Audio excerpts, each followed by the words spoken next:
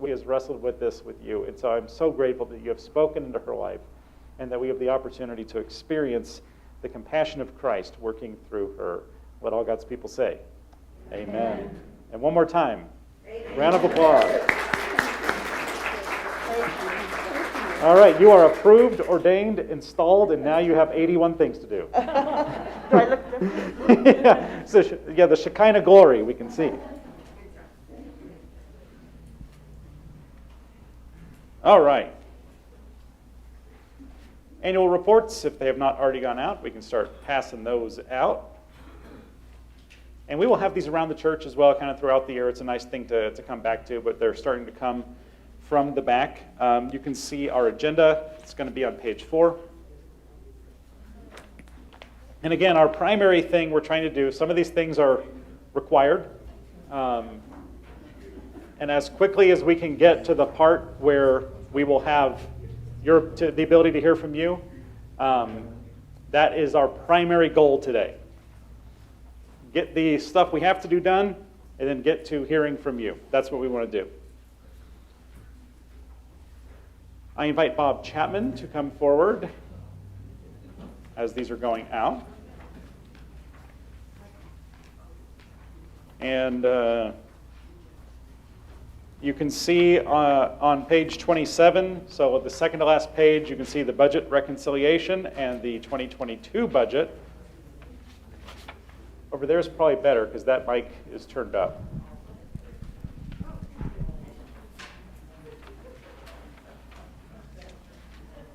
And you can see on page 26 and 27 the financial notes as well.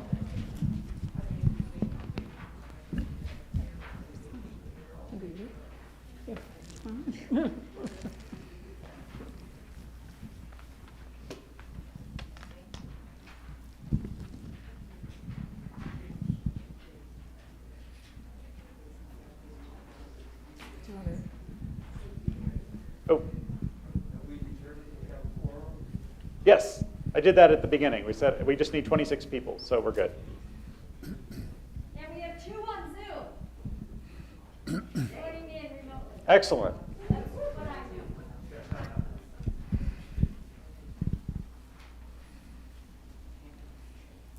And we have, Mary is distributing our treats. Yes, so the scripture says to greet one another with a holy kiss. Hey!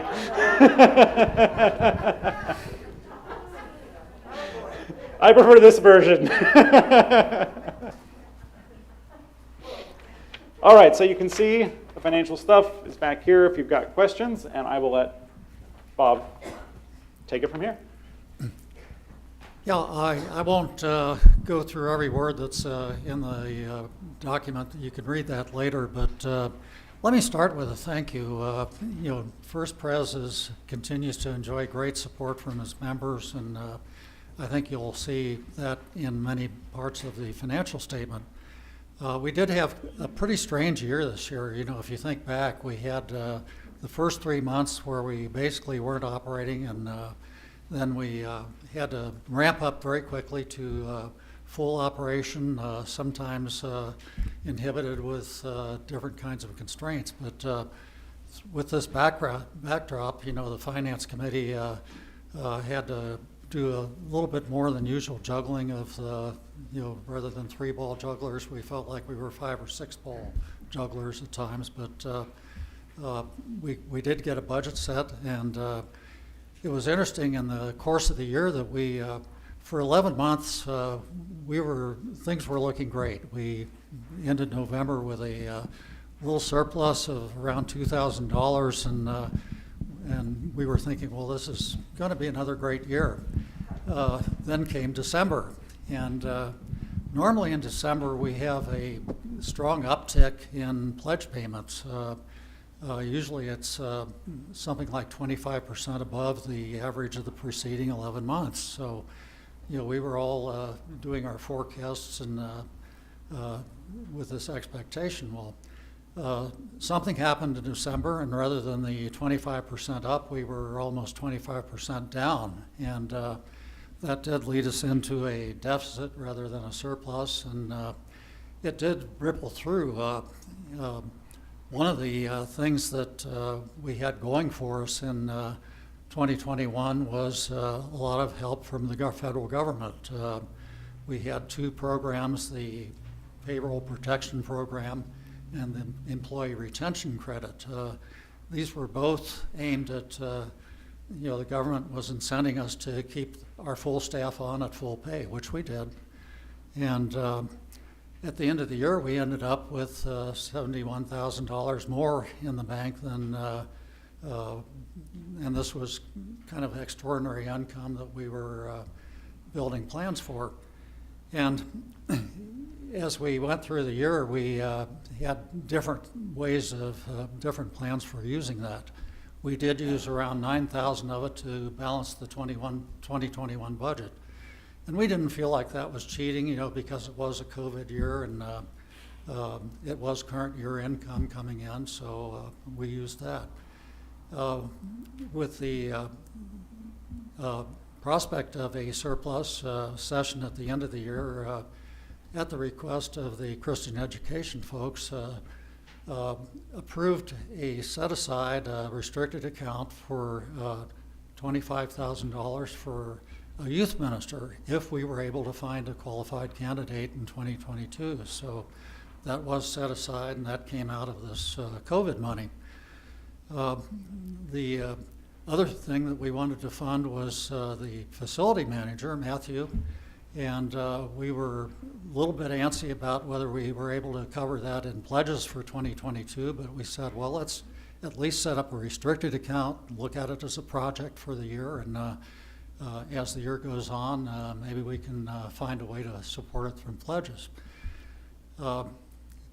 As things worked out with this year-end deficit, we ended up having to use some of that COVID cash to balance the budget for 2021, which meant that we had less for the facility manager. So I'm sure we'll be talking more about that as we get into the year here. But bottom line, we've had on the average 3 out of the last 4 years with surpluses. We do appreciate the generosity of the membership. We hope it'll continue. We look forward to 2022. Do we want to take questions now, Cody? Or? Yeah. So we have our wandering mics.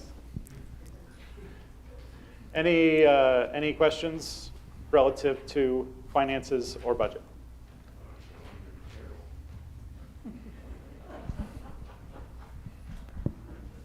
I'm on the property committee, and I guess I had heard in our last meeting that the janitorial was maybe going to be less this coming year. And I see here that it's approximately $1,600 more. So that is still in the, did y'all hear the question? Yes. So I think it's because some things that we anticipate changing but that have not happened yet, and that was because of a different understanding of our contract.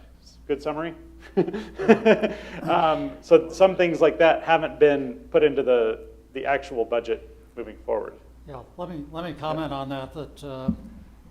In 2021, we had 3 months where we had very light janitorial because we were shut down, and we did have that in the budget, and we did spend at a low level in the first 3 months. So the good news is, just to elaborate on your question, there was a renegotiation of the janitorial contract, and if I'm remembering the numbers right, I think we went from $104 a month down to $96 a month for 2022, and that will kick in, and we did, I think, get at least some of that in the budget.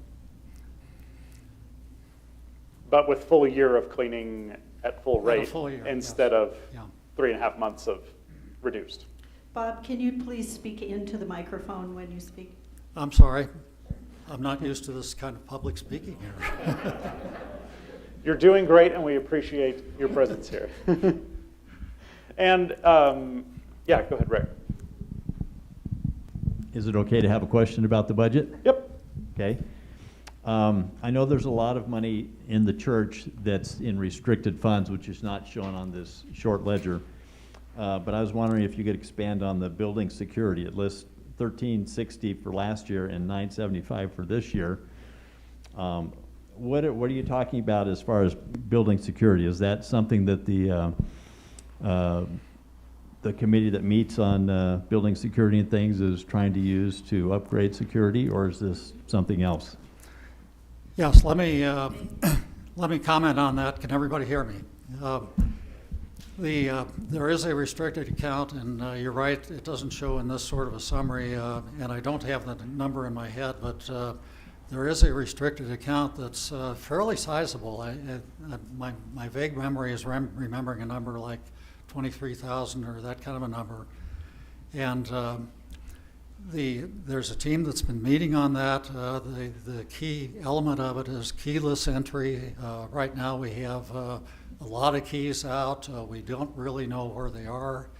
And so far we've been fortunate that things have been relatively secure. But what we would like to do would be to go to an electronic keyless system that where we would have a database that we would know what keys are out. And I know some of the ideas that are in the thing is giving different people different access at different times, and it would be a lot more sophisticated than just handing out metal keys.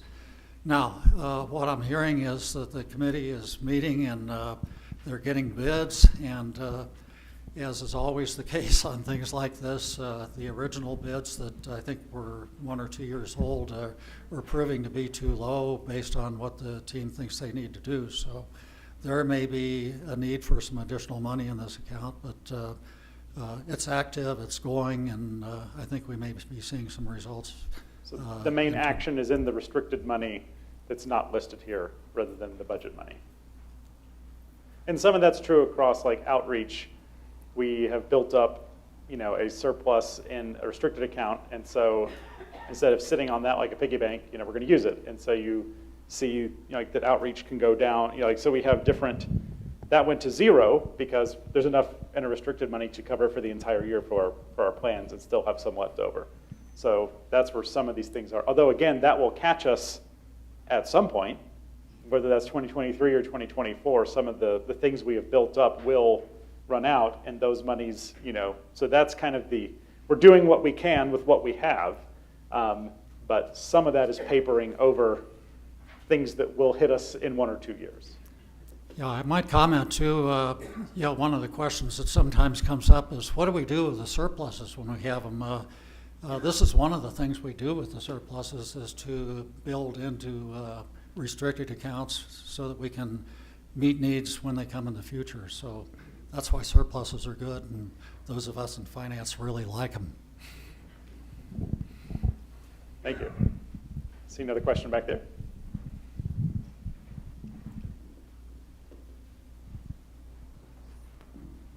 I usually am better at telling jokes. I noticed that on the per capita giving that we're down about 1,000. Is that due to loss of membership or people not paying that? Let me bounce to Dave LeMay on that. Dave's right behind you, and Dave. Yeah, this has been in discussion in the stewardship group, and I think Dave may have some comments on that. And I want to point out to everyone, there's the per capita is in 2 sections on this budget. The one that's 1,000 less is in the expenses. So I just wanted to point that out, and that's because we have less people. So you're charged per capita based on your membership, and if I recall, it's based on a year previous to the actual year you're in. Yeah. So the member count times what Presbyterian charges for per capita, which is, going off the top of my head, around $35 $35, or so $36 per member, $35, $36. That is what we are obligated to give to Presbyterian, and although not every Presbyterian church does this, we turn that in 100%. So we pay Presbyterian 100% the per capita regardless of whether our members contribute that amount or not. So when you go up top and it shows what we budgeted versus what, we actually did pay out, that's our estimate on how many members will pay their per capita per year. And we don't estimate that 100% will, because our track record shows here that we only collect about, 40% of what is due. And so the numbers are what the numbers are. We budget based on historical trends on what people contribute, and what doesn't get contributed, the church makes up for in the operating budget. Hope that explains it. So if we lose members in a current year, if they had pledged to give per capita and didn't, then sure, some of that's the shortfall. But if we lose members during a current year, then we turn in an accurate number of members that we have, and that's what we're charged the following year for per capita. Yeah, but it's always a little out of date because it takes a while. Thank you, Dave. Thank you, Dave. The irony is Carol's handing me the mic, and I'm going to ask a question about her. She shared last week that she's retiring. Does this budget factor that in, or Yes. does this budget assume a no break in associate pastor? So we are working on the finalized plan for that, and there's some fuzziness of what that will look like, and that's kind of where the remaining COVID funds will help absorb the fuzziness in what we're going to do.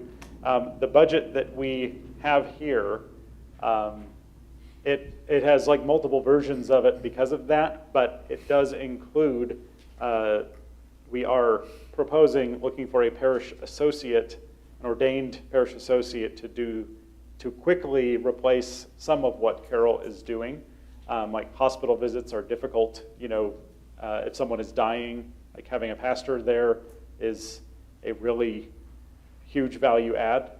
So that is included in the budget, and then some of what we will be talking about is probably people like Julie stepping forward who weren't, that was not part of her original plan this year, but responded to, this church is going to need more help with Carol retiring, so I will step forward to be a deacon. So we're hoping for some of that, and be able to hire quickly a parish associate, and that is baked into this budget. Details to be determined. I see a question here from Denny.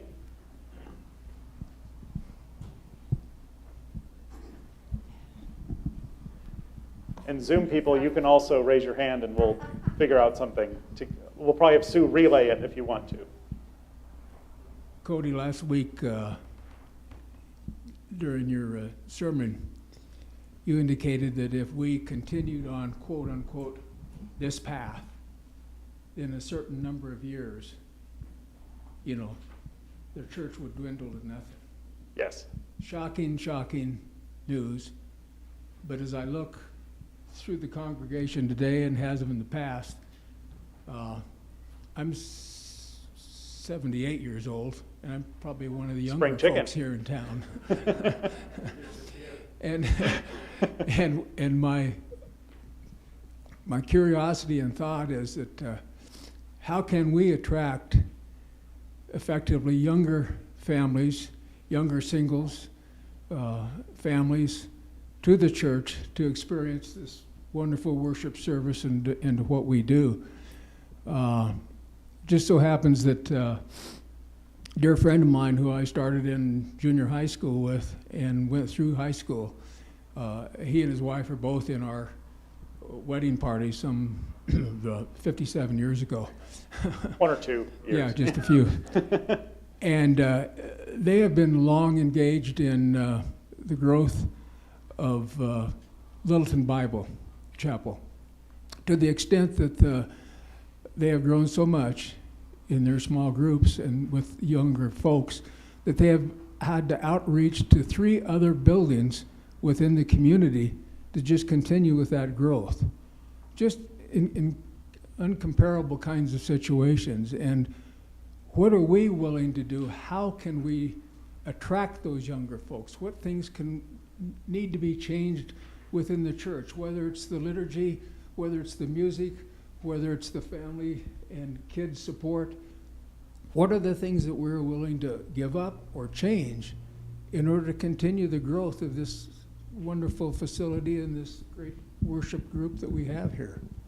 I think those are the great questions to ask, and I mean, that's kind of that's the question for this church. And I would say it's probably, we'll get into this a little bit later. Relative to the budget, outreach is the main part of the budget that addresses that, and the specific ministry that we had in 2021 for the first, until I went on sabbatical, was the online prayer team, where we, did paid posts to be on Facebook, not to advertise an event, but to say, how can we pray for you?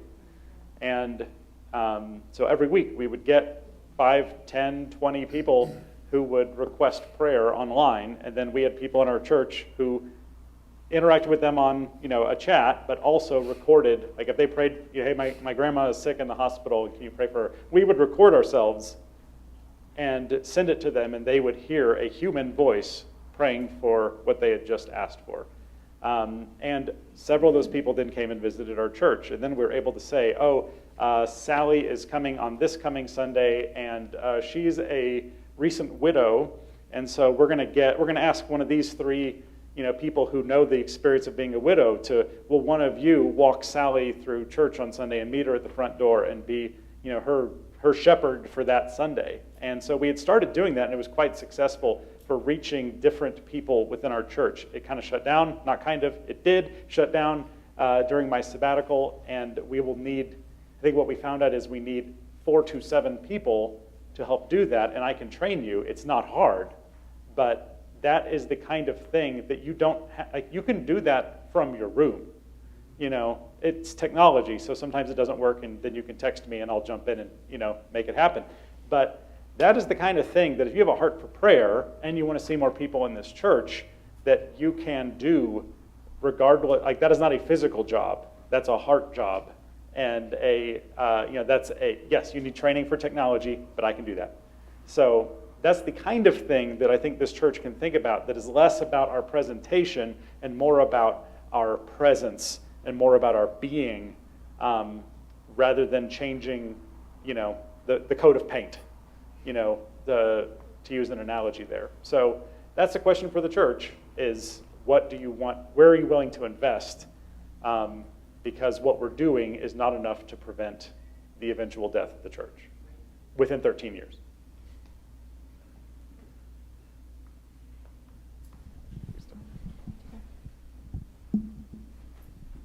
And after this, was there anyone on Zoom that wanted to talk?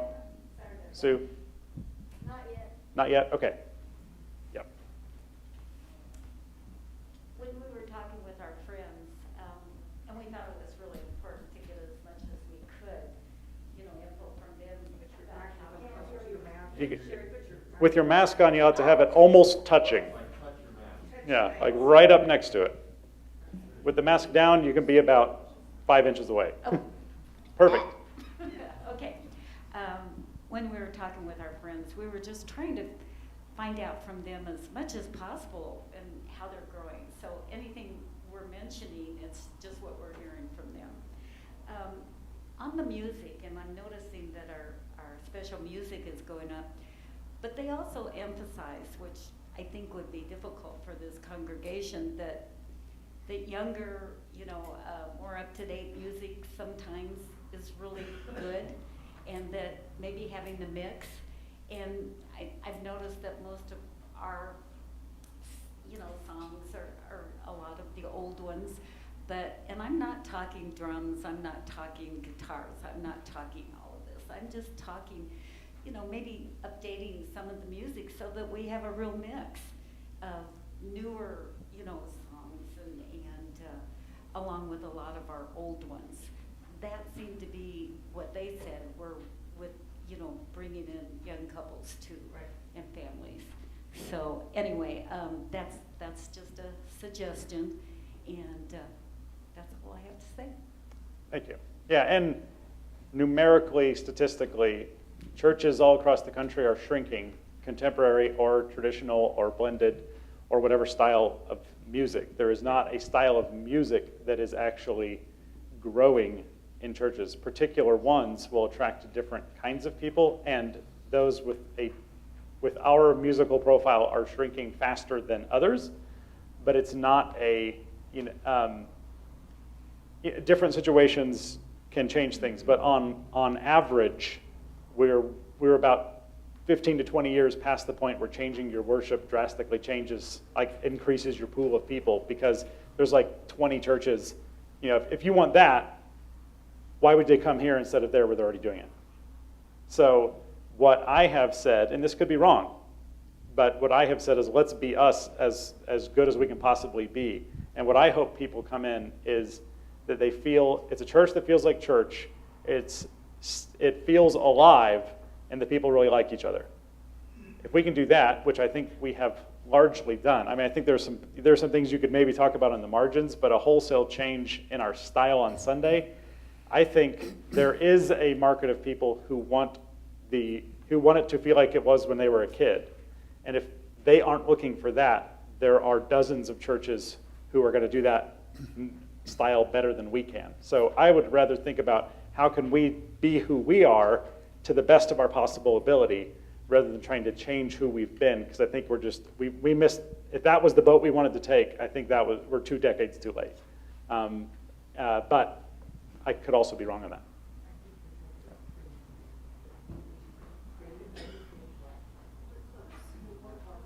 I'll hold this close to my mask. Last week, I went home after church very troubled. I didn't want to hear the sermon that Cody preached. It troubled me. I did not want to hear what Carol had to say, that she was retiring. And so I went home pondering what you all had said. And as the week progressed, I processed it all week long. It was troubling to me. And I've been a member of this church for a long time. Anyhow, I came away from the week pondering with an entirely different feeling. I'm glad you preached that sermon. I didn't want to hear it. Amen. I did not want to hear it, but I needed to hear it. Carol, I celebrate your retirement. You have been a gift to this church for so long, and it's time.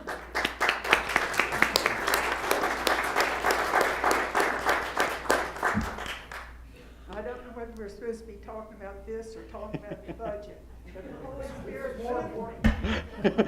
We're here for all of these things. The other thing I wanted to say, I don't think we should judge ourselves so harshly now. We've been through COVID. We're not done with COVID yet. If we look at all of the things we've done during COVID, my goodness, we've done a lot, a whole lot. I think we should celebrate Carol's retirement and pat her on the back and say, go have fun now. Put some fun in your life. And Cody, I forgive you for that sermon. Thank you. I needed to hear it, and I think we should use this time to reflect and to kind of reboot. And certainly don't throw away the baby with the bath. There are many, many fine traditions in this church. It's a wonderful old building. It needs maintenance. With a building like this come problems. You all know this. And we're going to have to think creatively. And you have done, as a church, so much creative thinking. I have confidence that we're going to weather this storm. Will it be painful? Sure. But we just dig deep and stay steady and have some faith. Thank you. Yeah. Great. I'm just going to, so Pastor Cody, I just want to take a moment here. We have kind of moved into open mic, which I think is absolutely fantastic, and it's wonderful to hear what all of you have to say. But in the interest of the meeting, I think we can dismiss Bob and thank him for all the hard work of the Finance Committee. I'm not hearing any more questions about the budget per se, so Cody, I would recommend let's go ahead and kind of zip through some of those other things so we can get back to open mic.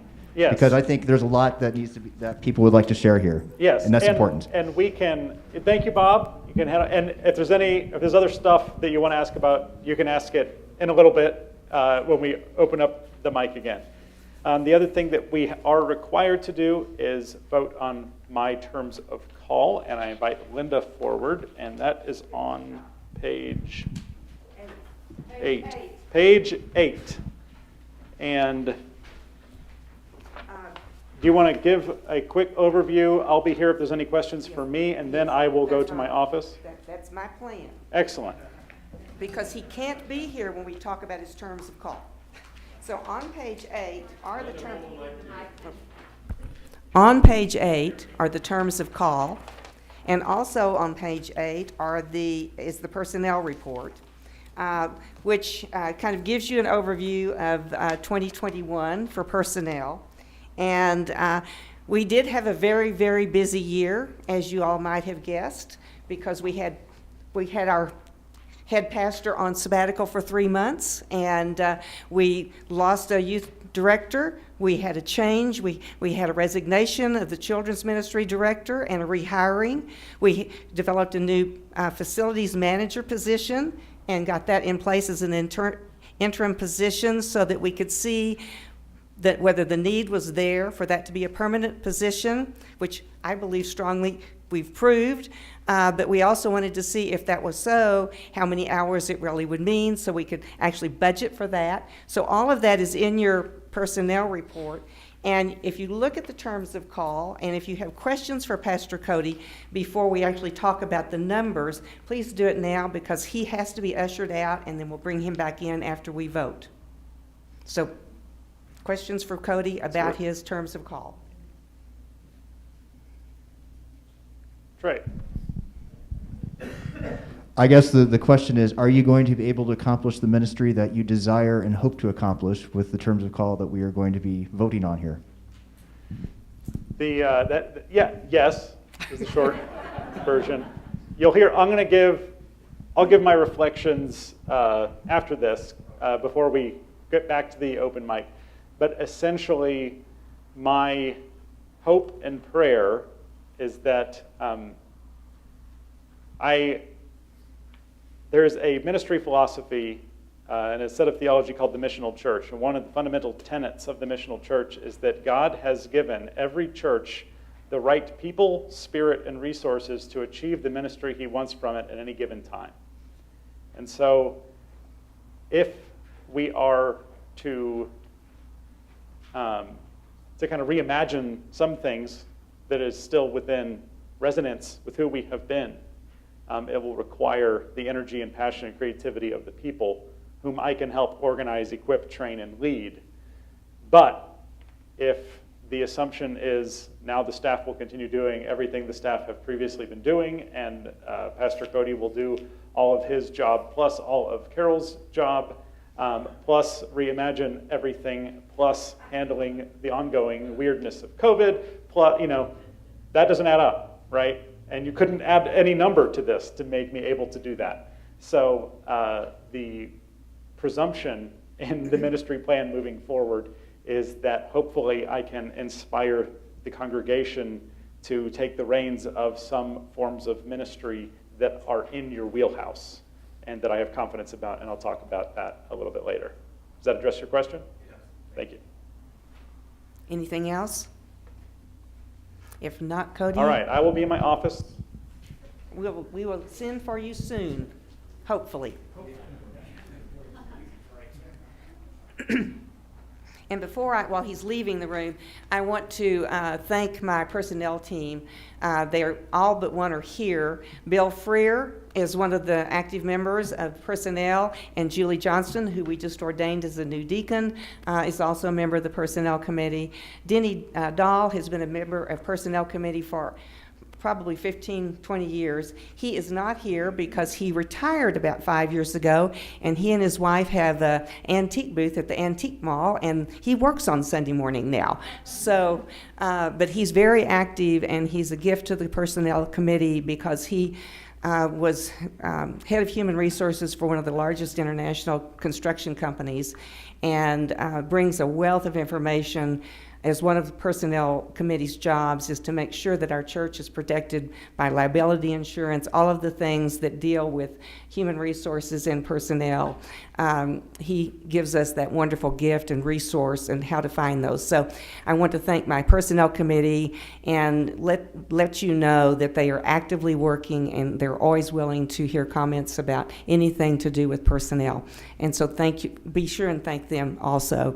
And I also want to thank all of the staff. I had the privilege of working for 3 months as co-leader of the church with Carol, and I started attending the staff meetings in January weekly, and I really think that was a gift to me personally to see the hard work that your staff does for you on a regular basis, unending. Please do that. And please personally thank each one of them. They each play a role, and this church would not be a church. We would not be here still if it was not for them. So now let's look at the terms of call.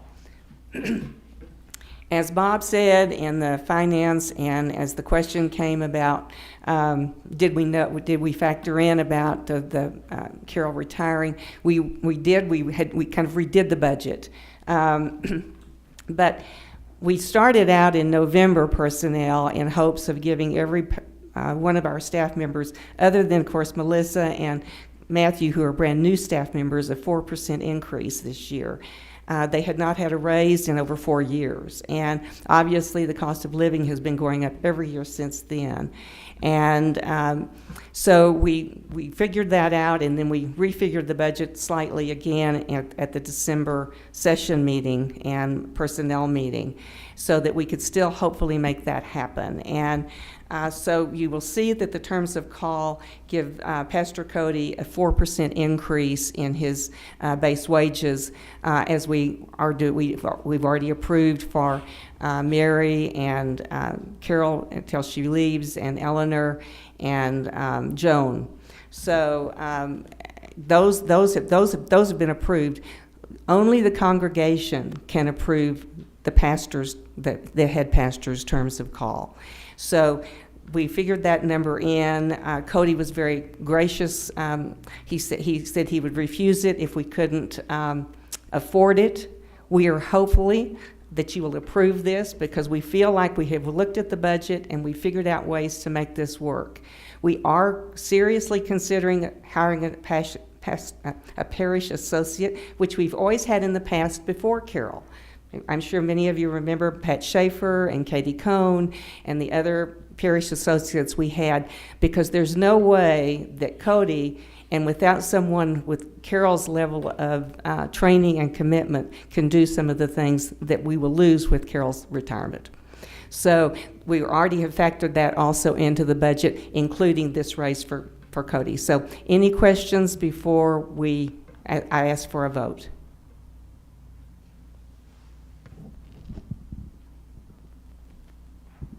Seeing none, I would ask for a vote to accept the call, 2022 terms of call. I move that we accept the terms of call for Cody Hess. Thank you. Do I have a second? Yes, second. Second by either Scott or D. D wins. All those in favor, please say aye. Aye. And raise your hand so I can see. I believe that's unanimous. Yes. Would you go get him? And I want to thank the people that already were starting with the open mic, because I think it's critical that we all hear some of the ideas that each of you have.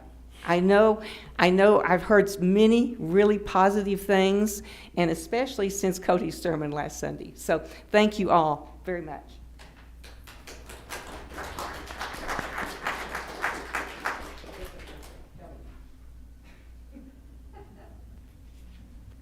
Mick. I think this is the first time in 6 years that I didn't have to give that presentation. I just want to thank you. Hey, Cody, you're back. And you can stay. I heard super job, so I assume that's me, right? Yeah. It means you can stay.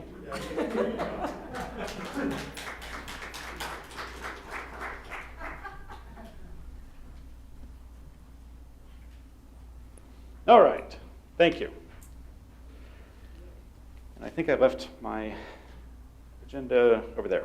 But all that's left is me telling you a little something and then hearing more from y'all, right? I'm not missing anything? Okay, good. I do want to point out, I don't have the page now. The dreams should be in there, right? Or, okay. What page? 6. Page 6. I wrote down all of the dreams that you wrote down for the dream board. And they're all exactly in the wording that they were. And then I tied that to some, like, how might we put that into action? And most of the things that are written down are actually the kinds of things we've had on our radar or our agenda or our plans. So it's actually, I would say there are some specifics to talk through, but the overall concept of ministry seems to be, maybe we're not all heading to the exact same degree, but we're all heading north, right? Or west, depending, I guess, depends where you want to start from. Thank you. So if you are wondering what others are thinking, that's a good reference. If you want to kind of jog your thoughts about where we might go as a church, these 2 pages are just a good reference. But again, we've heard from a lot of stuff already, so you may not need that. But I want to talk a little bit about what it means to maybe be a little more intentional or a little more our best version of ourselves. A couple years ago when Kate was our children's director, we had a conversation about how to grow the children's ministry. We're talking about growth. And I shared that some of my past churches each had their thing that helped grow the children's ministry. One church had this children's director who had an unbelievable, extroverted to the nth degree, energetic woman who just brought people in by her huge personality. Another church had a children's program that it was so well organized, it was so well done, the volunteers were so well trained, the buy-in from everyone was so good that kids dragged their parents to church. And then in another church, it had incredible traditional worship and incredible rock-style worship in the same very large building. And the worship brought people from miles around, and they dragged their kids to church. But that led us to ask, well, what can First Pres Littleton do exceptionally well? Not just well, but exceptionally well. And we came up with something, and you heard this a couple of years ago. If you remember, we had you sign the Children's Ministry Promise, and we said that we were going to become exceptionally loving to children and their families. And remember, we put specific actions on that of learning kids' names, learning parents' names, greet them by name, make it feel that this is their church home. And everyone can learn a kid's name. And you did it. And that helped. We actually started growing in our children's ministry. And then COVID came, and so had to start over. Yay. But that showed us what we can do when we decide to be something. And it's resonant with who we have been. Exceptionally loving is within range of us. And now we're having to reimagine things, but I love the ideas that we have for children's ministry, especially that the kids are in worship. And you'd be shocked how much they pick up from that. Because if you think about it, if we had the kids in Sunday school, and then they become youth and they go to youth group, they're 18 and they've never heard a sermon. Is that a good plan? I'm not so sure.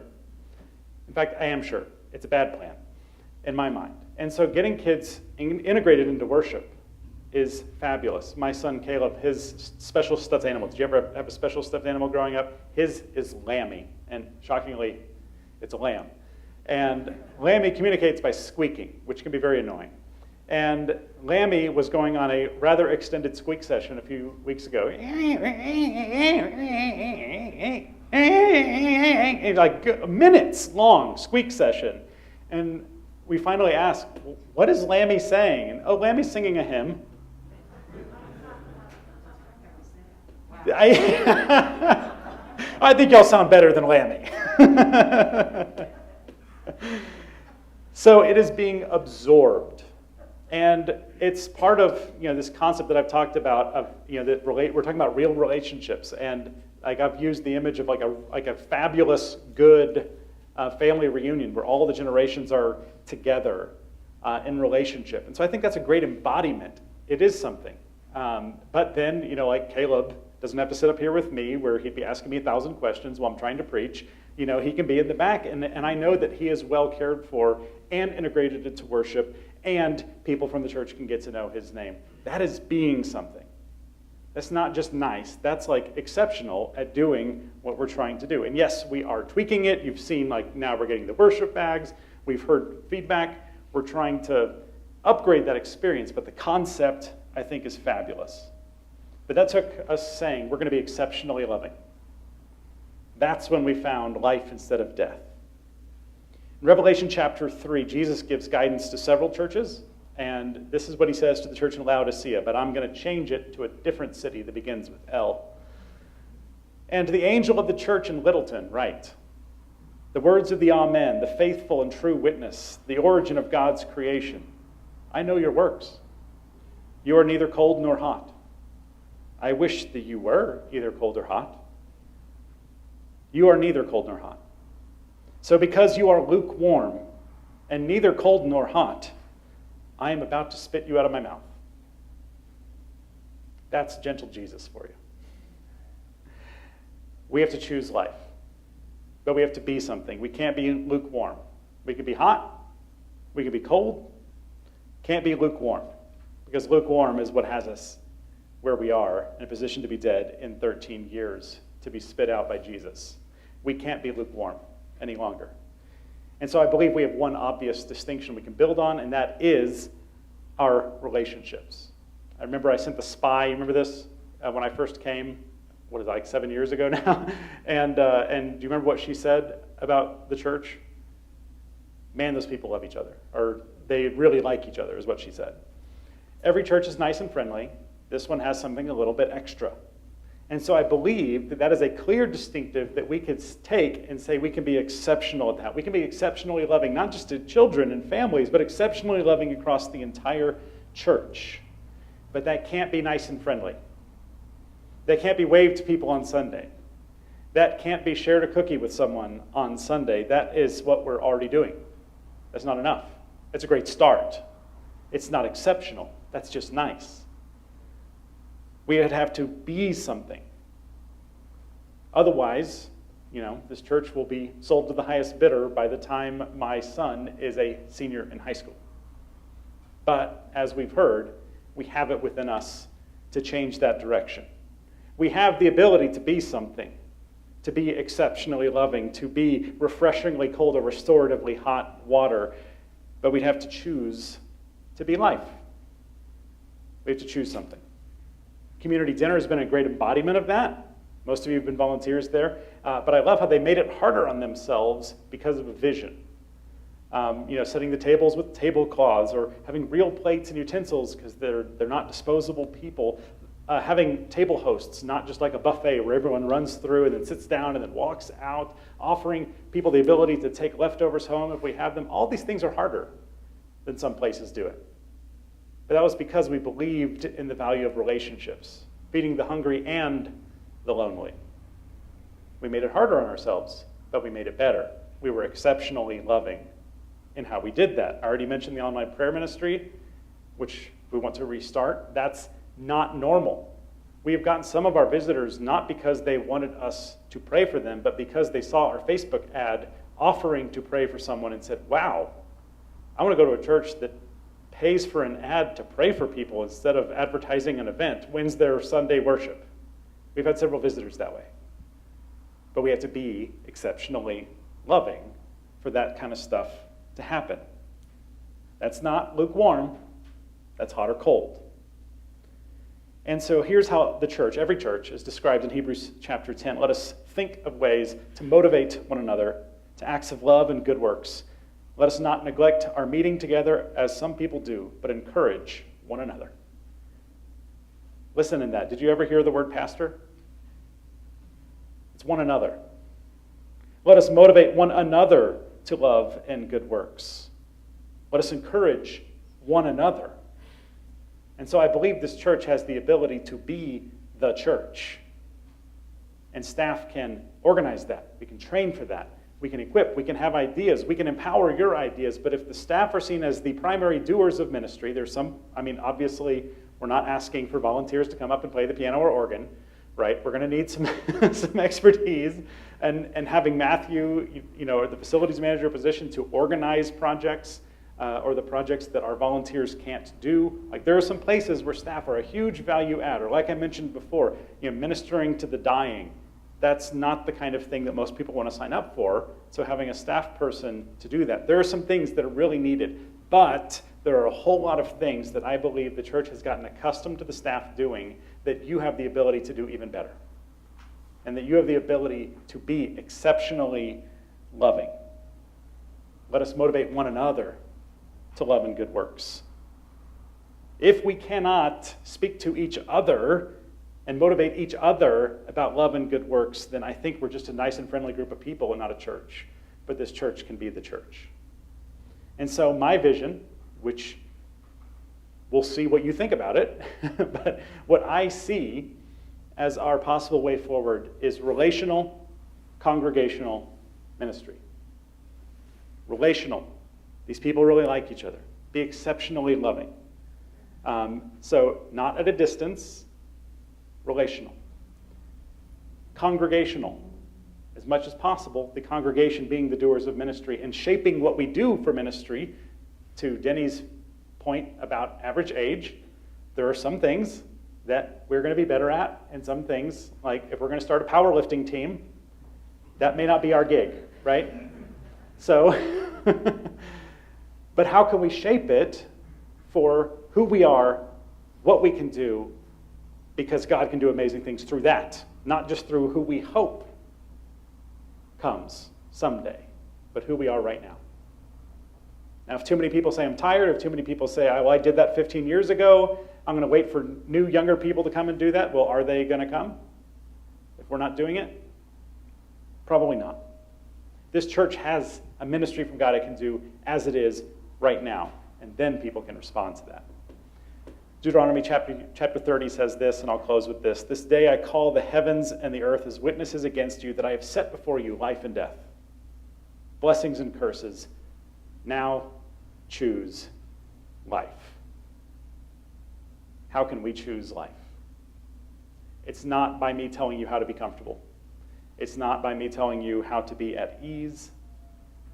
I am instead going to call us to model ourselves and our ministry on the cross of Christ, on the relationship that Jesus had, which was not just convenient, it was sacrificial and exceptional in its love, totally unexpected, mind-blowing love.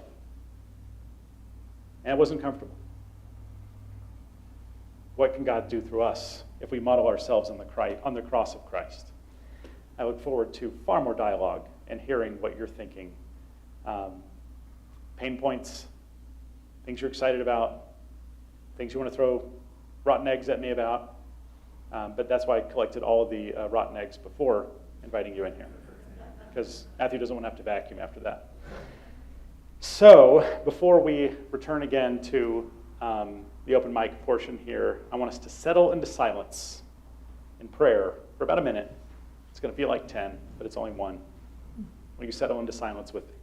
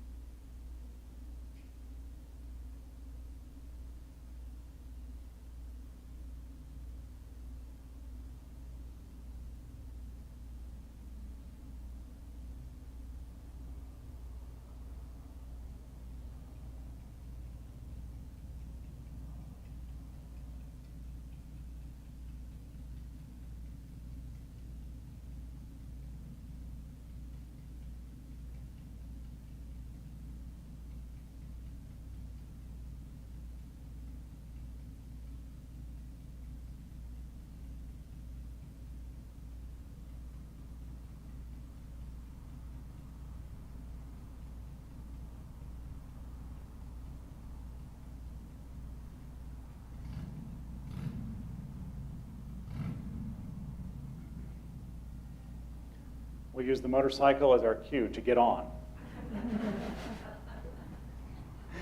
So again, the floor is yours, and looking forward to continuing our discussion here. And again, we will, in a month or so, have actual roundtable discussions, because not everyone is comfortable standing up here. So we still want to do that. Looks like we got one from Dee.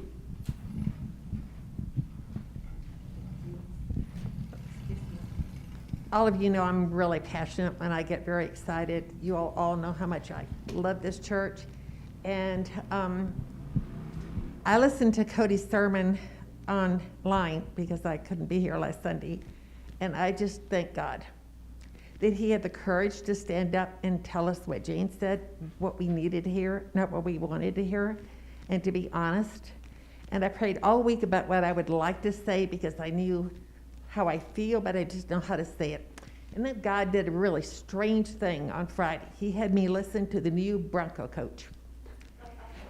And I am telling you, I recorded it and I've listened to it 3 times.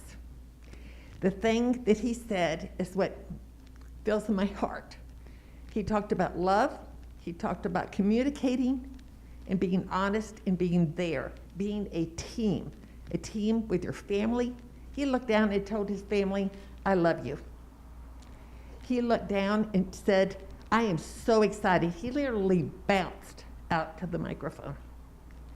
And I know that's who we are. Some of us don't bounce as well as we used to. But I know that if we just start communicating, Cody and I had a talk about this one time, and I'm very emotional about it, but I've been calling people because I couldn't be here all the time, just to say hello. And I just got to thinking, what if we all called one person a week, just one person, and asked that person to call another person? They're paid forward, just for no reason. If we came to church, like Cody said, and talked to somebody, don't just wave. Don't just ask how are you, want to hear how they are, and remember how they are, and see if they need anything. As far as our children go, Donna Sprague got me picking up heart rocks a long time ago. And I remembered what Cody said about helping the children and getting to know them.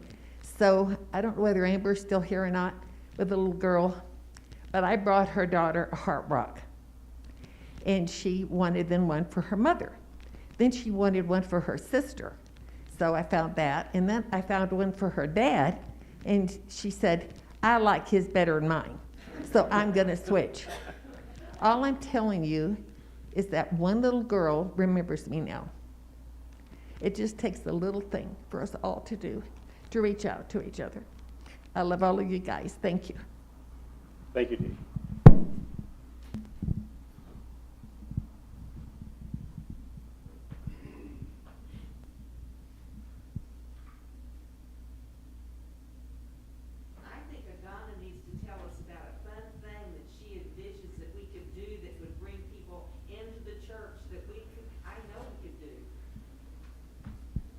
So Donna, you're being called out.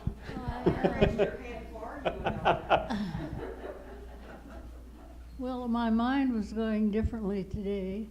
Number one, I think it would be really nice if we had our small groups again in people's homes, very small groups, and Kathy McDaniels knows how to do that. It's a great way to get to know people and in a different setting. Then another thing I thought today is about Stephen's ministry. We gave that up, and that was a big thing in our church at one time, and it helped so many people over the years. Glenn Hunter did it for years, and it was given up when Jeff was here, I think. It's a wonder, I guess it's still an active program, I don't know. But what I was thinking, and I talked to Linda and Cody about, is there is a generation called the baby boomers. Some of you are here now, I know. And you'll relate to this. It's a wonderful generation, And of course, they're related to the very best, you know. They're not quite the best. I have a house full of them myself. But they are not recognized in many ways, and I was looking at it thinking that would be an age group that would really fit in our church. Many of them won't admit it, but they're still really interested in the church and the values that we have.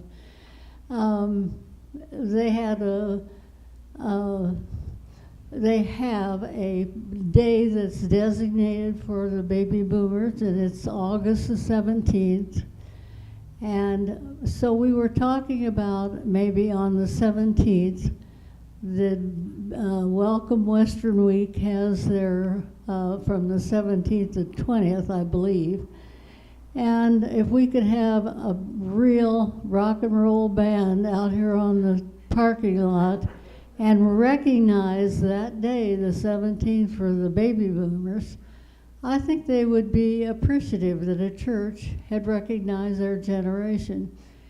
Then on the, I think it's the on the 20th, the Western Welcome Week will have their parade, and we should have a booth again, a float again. We won once, and we could have that to recognize the baby boomers. They would be a real asset to this church.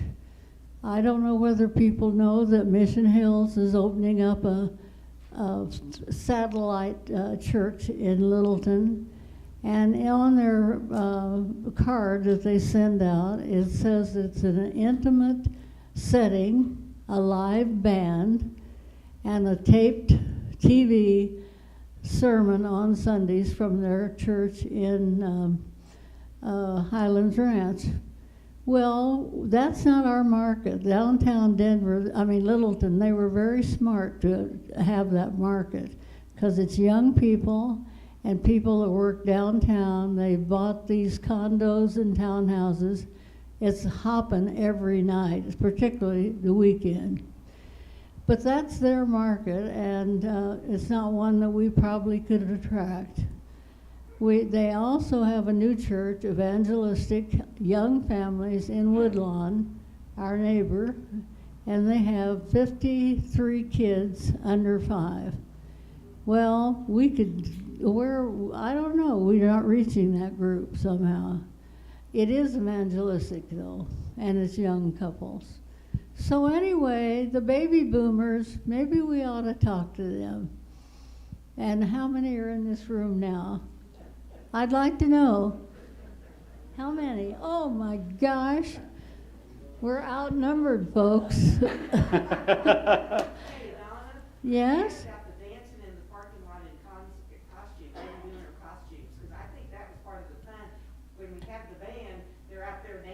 That's right. Now, we're not Baptists, so we can have a dance floor. I had a little devious thought though, and I thought, how do we control pot and wine at this? I'm going to put you in charge of that. It might just creep in. I don't know. How about? So wait, are you offering edibles? Is that what you're saying? How do you? So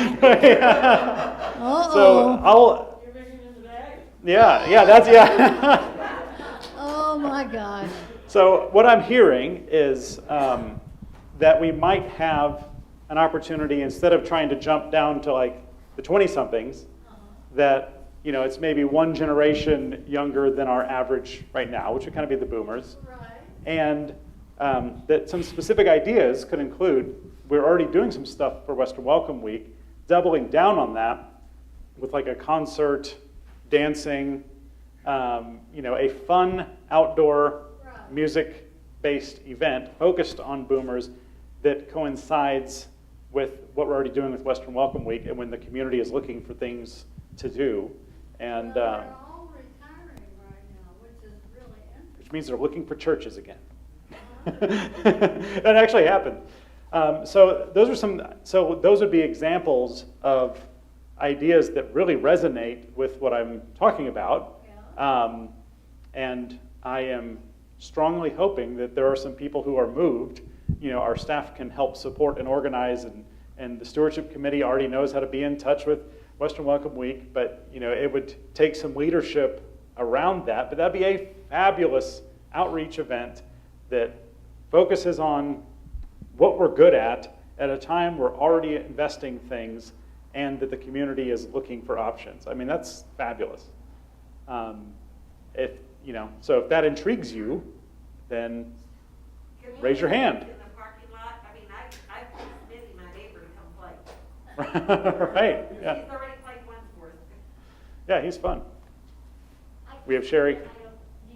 I think you do. Said that to me. I just want to say that we ended up at Streets' South Glen. No, at Aspen Grove this summer. They were having a dancing program. And it was so neat. We missed most of it because we just kind of happened to hear about it at the end. But it was so neat because it was so many families and mixed ages. And they had a band playing there, and it was between Tibbs and what's the other place? Got the other little restaurant there. Anyway, and so I think this just goes along with what we're talking about. Yeah, we can get Matthew to teach some moves from one of his shows. Donna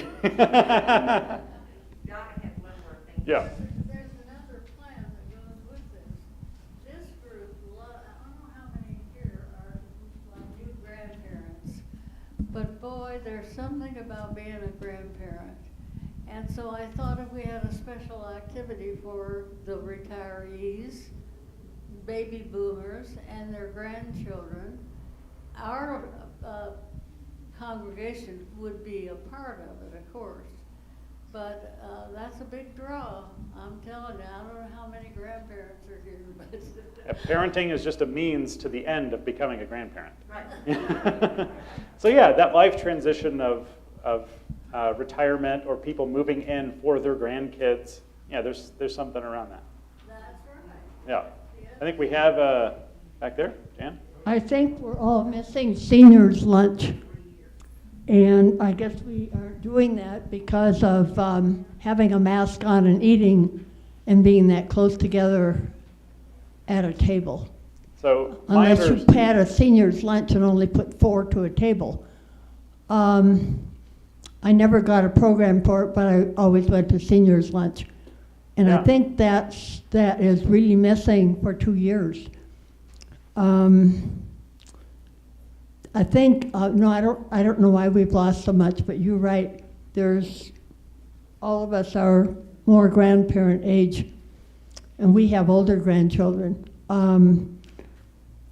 Maybe some have great grandchildren here. I don't know, but we're missing couple or adult type things that isn't just coming to church.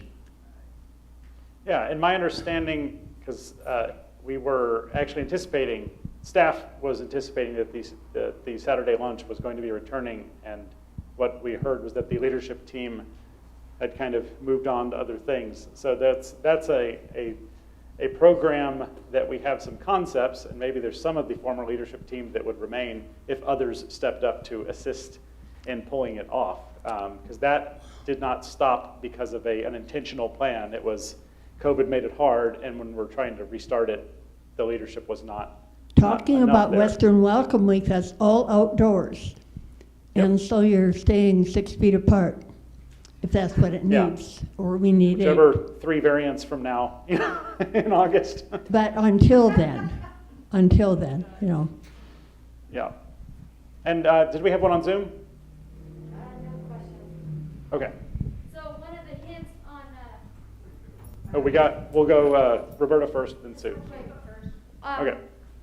Another thing we have that we do need to think about moving forward, some of what we're talking about is just offering up technology. I know we've been working on it. We're going to be looking in stronger internet, but our Zoom has been going in and out. So Cheryl Bachman was on from Florida, but she cut out because she was having a hard time hearing, and it's been cutting in and out. So Jeanette White is still on, but Jeanette, let us know if you have any questions. But yeah, so those are things we need to build for, and the allowing for people to come as they are. And just lastly, I'd just like to remind that part of this piece, a huge piece in my opinion, is when people come on Sunday, like Cody said, we're also used to talking to people we know, but we have got to be more outward and connecting with new people, new faces when they come on Sunday, and getting out of our friend cliques and just really talking to these new members or potential new members. Thank you. Roberta. I was just, is it on? Yep. We should be receiving information soon about Western Welcome Week, because I think it's this kind of month, the next kind of month when they start sending those emails out, and especially in terms of the quilt show and everything. But I think we could probably incorporate something. We just need to not conflict with Riverwalk when they have their big dance thing over at the tall building, as those of us call it that live in that area. But Adon, I think that's a cool idea, and I just want to kind of piggyback on what Melissa did when we had the carnival out here. And one of the things that happened was it was meant for kids. But when they came, because I was part of it in several of our Whiz Kids families, where they was like, come on, this is a family thing, everybody come. And the families had a wonderful time. So we just have to remember that there are rules and regulations when we do have something like that for the Western Welcome Week, but I'm sure if we get the information early enough and start working on it and thinking about it and expanding it, that we could come up with, because we had some really unique people come to that quilt show last year and had a connection to this church. So if we could expand on that, why not? And to that point, that also means if we want to do it, we will need at least 2 people interested in helping to lead it soon, because anything for Western Welcome Week goes in soon. So that's not a sit for 3 months and wait deal. Or we're a year out, or it's just not part of Western Welcome Week, but then there's all kinds of stuff that goes along with it because of that timing. Someone on that committee from our church, who was that? Well, those, that would be, the things we're doing are stewardship and hot dog. That dancing is very different than hot dogs. So I am not going to assume that stewardship committee would like to run a dance in addition to a hot dog stand.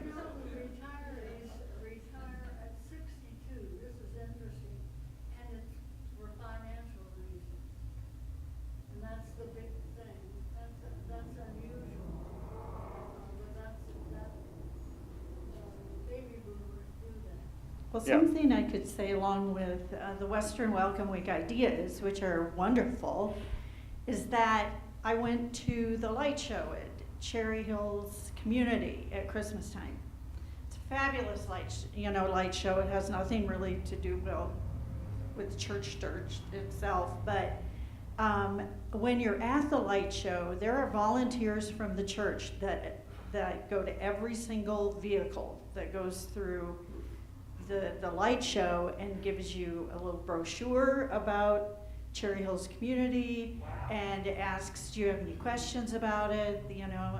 And it's like, here we have the quilt show and other things here, and people come, but we aren't actively conversing with them about our church itself. And I think that would be a nice addition to what we already are doing here. Yeah. And I do want to point out, I actually think one of the things that Donna mentioned earlier was the small groups. Now, I believe those original small groups started because there was a conversation about a capital campaign, or it was something financial related, but then many of them continued, past that. And so, if we have, I know we go to events, but then what happens after the event, where does the person get plugged in? And right now, we have a third of our church involved in some kind of group, like a Bible study or, a committee or something. It might be more than a third if you include committees. But if we don't have a place to plug someone into those fabulous relationships, we're going to have a giant back door in addition to however big of a front door we build. So that's another thing. And if you wanted to have groups meeting in homes, which I think is fabulous, that was literally my job in my previous church, And there were 350 people when I got there in small groups, so there were 1,100 people in small groups when I left. I know how to organize small groups, so I can help you, I can train you. But if people don't want to do it, if I have to track people down and call 15 times, to get people to get a single yes to be a small group leader, or if people want to do it in their neighborhoods and then they ask the other people from the church if they want to be a part and they go, no, I can't solve that. Well, you need to talk to Captain McDaniels on that, and actually we did that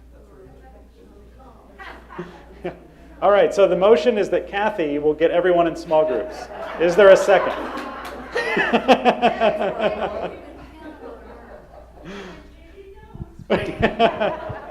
Well, and she's in the back, and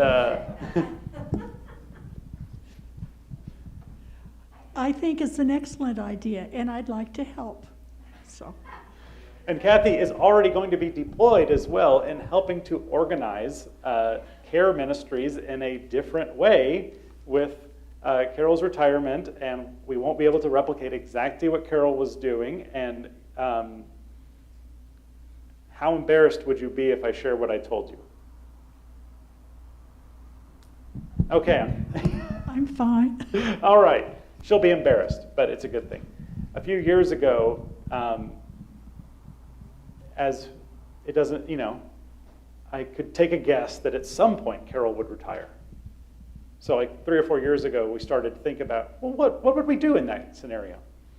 And at the time, I said, if I could pick anyone to be the moderator of the deacons, whenever that happens, I would pick Kathy McDaniel.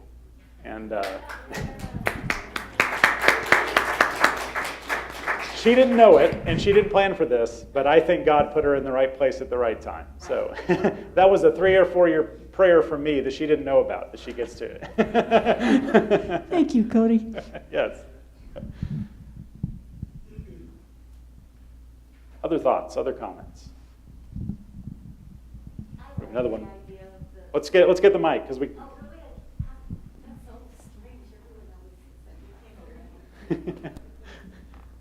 I just want to say that I really like the idea of the small group, because I can remember when we belonged to the church before, these two hosted a small group.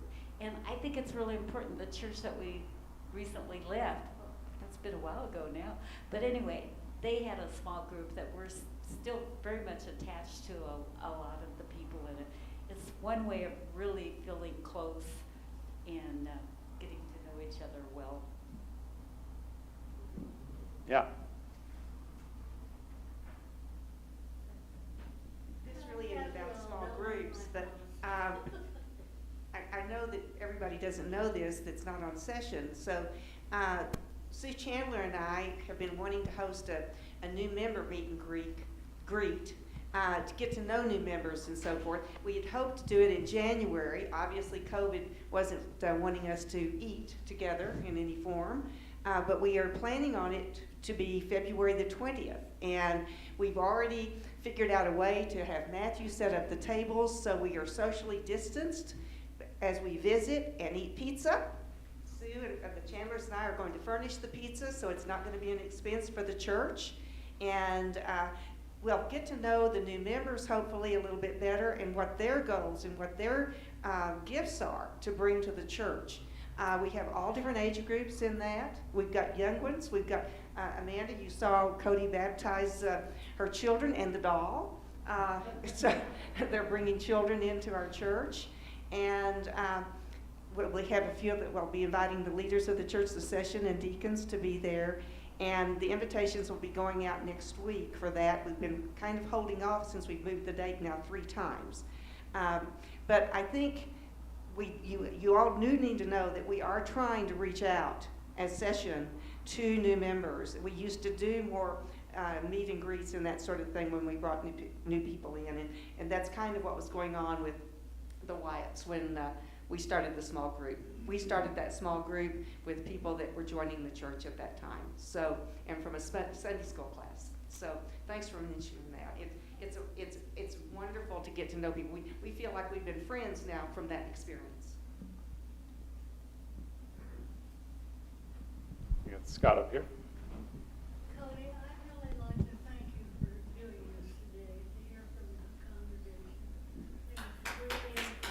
Thank you. And again, we're going to do a round 2 with round tables for those who don't like to speak publicly. I know, so we want to continue this and kind of co-create where we're going together. Scott. Yeah, that's what I was just going to say. I know when Sue and I first joined the church, we weren't even members yet, but we got brought in. It was up on the 4th floor. I don't know if some of you remember. It was just a brainstorming session. Maybe it was this part 2 of something like this, but we just jumped in, and I think that was really helpful there for the church, and it's really a great next step there. So again, thanks for starting this. I just had 2 sample things I wanted to let folks know. There, I've talked to a couple of members that would love to be here but can't be for various physical reasons. One is Raleigh and Joyce Fuller, that a lot of you know. So I've been chatting with her there. She says to say hi for everybody, but I did just ask them. I said, we're having a congregational meeting. Is there anything we can say? And they just said they really, really miss not being here, but any things that we can do to keep them in touch. And I know, like, Kathy's been doing the sermons. They like that. Some of them they don't get on and do the streaming because they can't, so that's a big thing for that. I know Raleigh likes to be at the men's Bible study there. Joyce even said he misses seeing everybody in person. She wants to host the men's Bible study over one day for breakfast, which I'm looking forward to. But I'm joining your Bible study for that day. Yes. Yeah, she's cooking.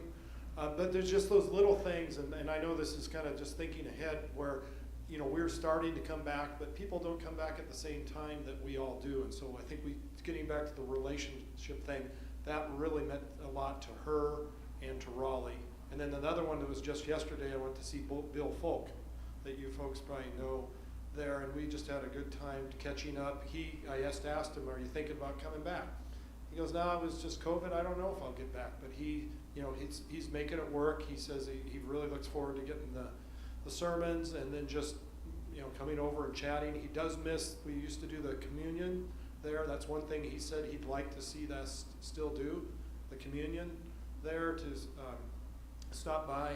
And then the other, we were just reminiscing. I just said, what are some of the things you remember? And he remembers being our court reporter for Dave Blackburn's Bible study. I don't know if some of you remember, and he would take the notes and send them out, and I kind of just thought that would be a cool thing. I said, what if we could dig those up and maybe we use that, just to send those out. Those were amazing commentaries for folks. But anyways, just little things like that. I'm sure there's every one of these members. These were just 2 things I just happened to do in the last couple weeks, but just gets back to the relationship. And they are just sponges there to be talking, and that's just part of, I think, the continuing the relationship we have with the church and really doing what you said, Cody, what we really do well. Thank you. Members we've had who've been here 25 years or more. I mean, that's pretty amazing. 1 metric lot, as I think. I don't. We have that number. I don't know off the top of my head, but yes, we have had members for a very long time. So the church has been meaningfully impactful for a very long time. Yeah, look at the Whites. They were married. Yeah. I've been here since the 60s. I mean, there's Linda and Jim have been here since the 70s. Yeah. And I'll point out,